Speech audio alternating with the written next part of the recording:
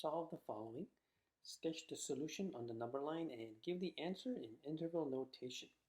So we have 1/4 times x plus 3 plus 2 less than or equal to 3/4 times x plus 8. So we want to solve this. We want to isolate the x, right? We want to get x by itself on one side. So we can use our algebra to do so. Now the issue here is we have fractions, right? Now you got to be careful with this, right? There are actually three terms here, right? This counts as one term, this counts as one, and this would count as another. Okay? Now generally we should always get rid of the denominators first. Okay, so in this case, we can do so by multiplying each term by the same number. Okay, in this case, the LCM, right? The LCM is going to equal 4.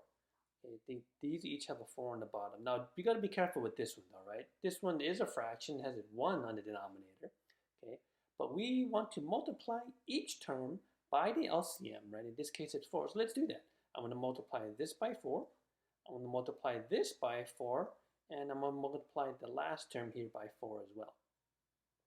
It actually turns out not too bad, right? Here the 4's actually just cancel out. So we're left with the 1 times x plus 3.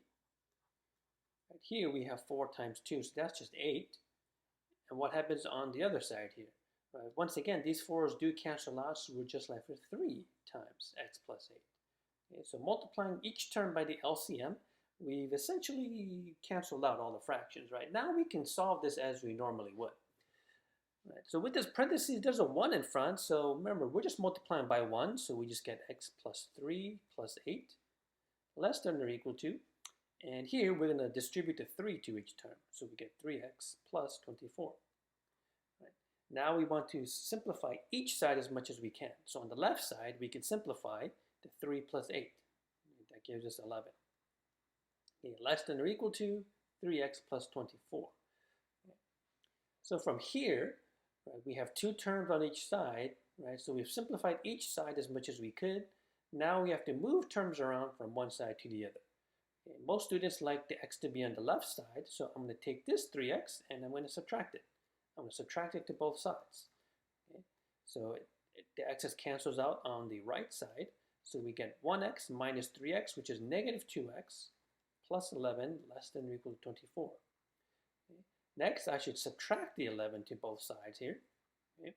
So the 11's do cancel out on the left.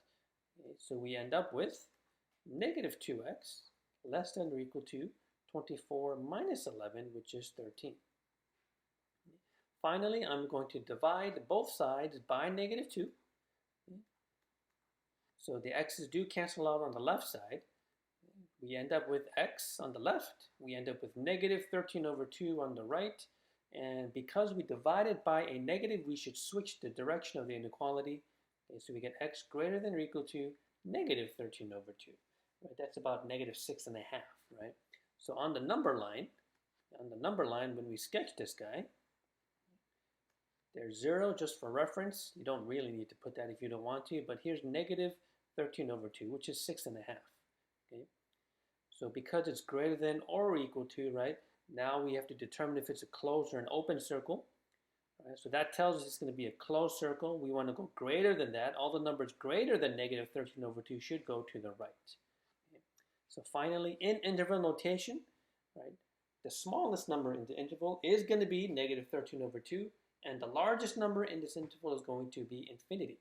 So then in interval notation, the answer is with a bracket, negative 13 over 2, comma, infinity.